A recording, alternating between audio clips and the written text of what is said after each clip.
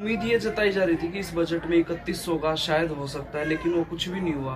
उस पर क्या कहना चाहिए? देखिए, वो तो जाहिर सी बात है, जो दो पार्टियां आज के दिन सत्ता में बैठी हैं, ये दोनों ऐसी पार्टियां हैं जो केवल और केवल सत्ता के और धन के लालच में बैठी हैं।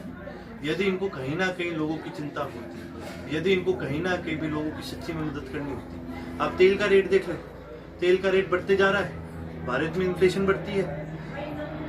फरवरी के महीने में 4% थी इन्फ्लेशन, इस महीने 5% आ गई, अगले महीने फिर बढ़ेगी। और बीजेपी सरकार ने तो यहाँ तक कि गैस पे मिलने वाली सब्सिडी को भी काटने का ऐलान कर दिया। तो ये जनता की मदद नहीं करना चाहते, ये इनको सिर्फ झूठे वादे करना आता है और फिर कैसे ना कैसे करके भी सत्ता कैसे हड़पी जाए, ये तो सिर्फ इस चीज के बारे में सोचने वाले लोग हैं। आज के दिन बीजेपी ने और जेजेपी ने भारत में, हरियाणा में लोगों को जातवाद पे बांटने का काम करा है। लोगों को कैसे ना कैसे करके, ये तो एक ही चीज सोचते हैं कि भी लोगों को आपस में लड़ा दो और फिर उसके बाद तुम कैसे ना कैसे करके सत्ता लो। बीजेपी को तो कहीं ना कहीं कहते थे, अब जेजेपी पे भी ये आरोप लगाते हो कि वो भी जाति पाति में बांटने लग गए। इन्होंने पहले दिन से किसानों के हित की लड़ाई लड़ने के वादे करे। पहले दिन से इन्होंने एक ही नारा लगाया कि भी हम तो किसान हैं, हम तो बीजेपी के साथ नहीं जाएंगे, हम तो बीजेपी के साथ इसलिए नहीं जाएंगे ये जातिवाद करते हैं। तो क्यों जाके इनकी गोद में बैठे? आप एक तरफ गाली निकालते हो उस पार्टी को जो जातिवाद करती है और आप फिर वापस जाके उस पार्टी की गोद में बैठते हो, यानी कहीं ना कि आपके मन में भी उनके प्रति वो है, यानी इसका मतलब आप भी कहीं ना कहीं उस जातिवाद के एक हिस्से हो। तो ये तो बिल्कुल है, अगर आप उसको सपोर्ट करते हो तो भाई आप भी उनके साथ ही हो। अभय सिंह चौटाला ने टिकरी बॉर्डर पे एक वो हॉस्पिटल का भी ऐलान किया है। हॉस्पिटल हमने इसलिए बनाने का फैसला करा है कि भी वहाँ पर कई हमारे साथी हैं, उनको कई बार मेडिकल सुविधा नहीं मिल पाती। कोई साथी जो बॉर्डर के अंदर की तरफ है, कोई भी इमरजेंसी हो जाए, कोई भी बात हो जाए, वो बाहर तक जाने में उनको टाइम लग जाता है। तो ये पार्टी के सभी साथियों ने और चौधरी अभय सिंह जी ने फैसला करा कि भी वहाँ पर एक फील्ड हॉस्पिटल बनाया जाए, ताकि भी जो भी हमारे साथी हैं उनकी वहाँ पर मदद कर सके। इस मदद की भावना से वहाँ पर एक फील्ड हॉस्पिटल बनाया जाएगा और इस 18 तारीख तक उसको हम चालू करने का काम करेंगे। सरकार से किस तरह की अपील करते हैं, किसानों की आवाज किस तरह से सुने? इस सरकार से तो हमने अपील की उम्मीद ही छोड़ दी। यदि इस सरकार में थोड़ी भी अकल होती, यदि ये सरकार गूंगी बहरी ना होती, तो 100 दिन से किसान आज के दिन बॉर्डरों पर बैठे हैं, कहीं तो सुनती। 300 से ज्यादा किसानों की मौत हो चुकी है सुसाइड केस के अंदर, इतने सारे, कहीं तो सरकार एक आंसू तो बहाती।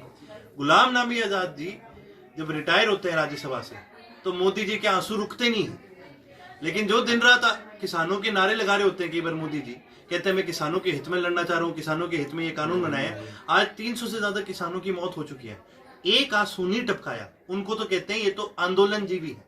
तो ये सरकार से तो हमको अपील की जितनी उम्मीद है हमने छोड़ दी है। हमें तो आज के दिन ही सिर्फ आज के दिन भारत की जनता से उम्मीद है कि भारत की जनता इस सरकार पे प्रेशर बनाएगी, क्योंकि सरकार ने यदि बोलचाल से अगर सरकार की कोई मंशा होती तो इतनी बातों के राउंड हुए, इतनी बार बात हुई है, सरकार बातचीत से मान जाती।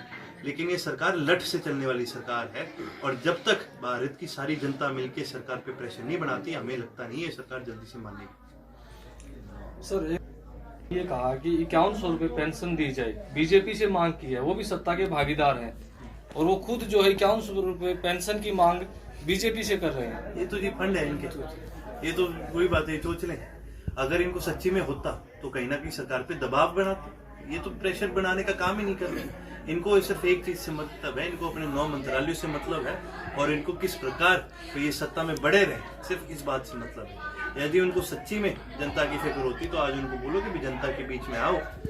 उन लोगों ने जिन्होंने आपके लिए लड़ाई लड़ी है और आपको वोट दिए हैं, वो आज बॉर्डर पे बैठे हैं और आपसे उम्मीद कर रहे हैं कि आप उनके लिए कुछ करोगे। यदि इनको सच्ची में जनता की फिक्र होती तो ये सरकार को छोड़ के जनता के बीच में बैठने का काम करते। कांग्रेस एविश कराई, उस पर क्या कहना चाहेंगे? उनके 32 वोट आए और जो है 55 वोट बीजेपी जेजेपी। कांग्रेस का अविश्वास प्रस्ताव लाने का एक ही कारण, भूपेंद्र सिंह हुड्डा जी सिर्फ कहीं ना कहीं ये चाहते थे कि वे बीजेपी की सरकार गिर जाए और मैं मेरी सरकार बनाऊं। ये बात करते हैं किसानों की, लेकिन इनके भी नेता, चाहे आप सिंगू की बात करो, टीकर की बात करो, गाजीपुर की बात करो, शाहजहांपुर की बात करो, पलवल की बात करो, इनके नेता आपको कहीं बैठे नहीं मिलेंगे। तो ये अविश्वास प्रस्ताव किस बात का ला रहे हैं? ये तो सिर्फ और सिर्फ अपने लालच में, अपनी सत्ता बनाने के चक्कर में इन्होंने ये कोशिश करी थी। और वो जाहिर सी बात है, जहां आप लालच से लड़ना चाहोगे तो आप भी उसके अंदर फेल होगे। यदि ये सच्ची में जनता के लिए लड़ने का काम करते तो इनको भी इस्तीफा देके जनता के बीच आना चाहिए था। ये सरकार अपने आप गिरती। देवेंद्र बबली और रामकुमार गौतम ने ये कहा कि हमें बोलने का मौका नहीं दिया गया विधानसभा में। वो तो ये भी कहते हैं कि भाई हम किसानों के साथ हैं, वो तो ये भी कहते हैं हमारी आत्मा नहीं मानती, वो तो ये भी कहते हैं हम अंदर से दुखी हो रहे हैं, लेकिन फिर इनको हाउस में जाने में तो दिक्कत नहीं आती, इनको विधायक की तनख्वाह लेने में दिक्कत नहीं आती, इनको जो सिक्योरिटी मिलती है वो लेने में दिक्कत नहीं आती, इनको सरकारी फ्लैट में रहने में दिक्कत नहीं आती। हाँ, लेकिन इनको दिक्कत किस चीज की आती है, हल्के में जाने में इनको बड़ी दिक्कत आती है, तब इनकी आत्मा बड़ी रोती है, क्योंकि इनने भी बेरा पड़ गया, अगले गेड़े इनको भी वोट नहीं मिलेंगे। ये तो खाली दुख जताते हैं, यदि सच्ची में इनके मन में दुख होता तो ये पार्टी में बैठे क्या कर रहे हैं जेजेपी में?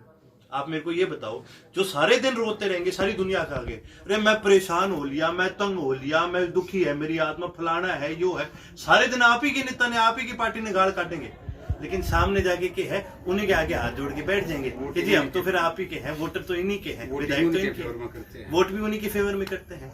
तो ये तो इनके फंड है, ये तो कहीं ना कहीं यूं सोचते हैं कि भाई कहीं जनता के बीच में से थोड़ी बहुत तुम्हारी जो इज्जत है वो रह जाएगी, इसलिए इस तरह की बातें करते हैं। जो सच्ची में जनता का हितैषी है, जो सच्ची में किसान का हितैषी है, मैं साफ कहता हूँ उसको किसानों के बीच में आके बैठना चाहिए, मंच पे नहीं, किसानों के बीच में जाके बैठो, तब आपको सच्ची में पता चलेगा कि किसान हितैषी कौन है और सत्ता हितैषी कौन है।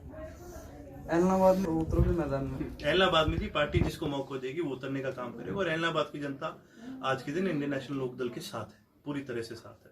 तो हम तो जी जिसको मौका मिलेगा हम तो उसके लिए काम करने का काम करेंगे। दिग्विजय चौटाला भी जो है वहां से लड़ना चाहते हैं। मैं तो कहूँ आ जाओ, तो हम तो बहुत खुशी खुशी स्वागत करेंगे उसका, बुलाओ तो सही उसको, कम से कम उनको भी मेरा पड़ जाए भी असलियत की है।